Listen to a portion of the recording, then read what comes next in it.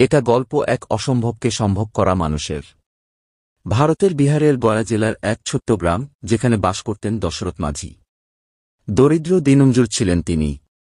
গ্রামটি ছিল পাহাড় বেষ্টিত, আর ওই পাহাড়ই ছিল গ্রামের মানুষের প্রধান বাধা। পাহাড়ের কারণে নিকটবর্তী শহরে পৌঁছাতে প্রায় ৭০ কিলোমিটার ঘুরে যেতে হতো।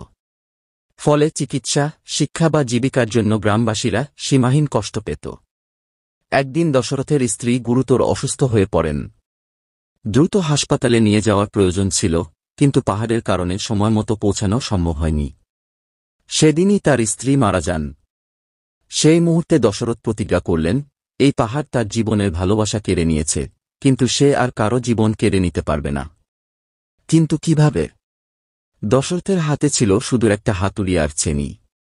গ্রামের সবাই তাকে পাগল বলে তুচ্ছতাচ্ছিল্য করল। কিন্তু দশরথ থামলেন না। তিনি একাই শুরু করলেন পাহাড় কেটে রাস্তা তৈরি করার কাজ।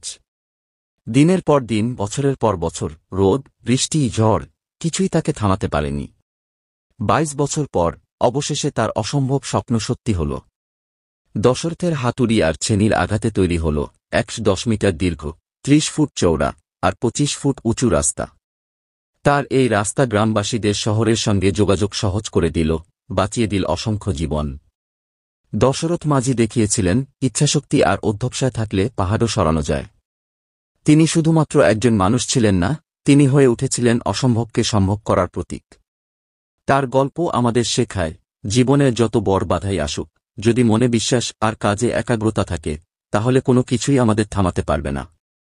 তাই দশরথের গল্প শুধু গল্প নয়, এটা আমাদের সকলের জন্য এক অদম্য অনুপ্রেরণা।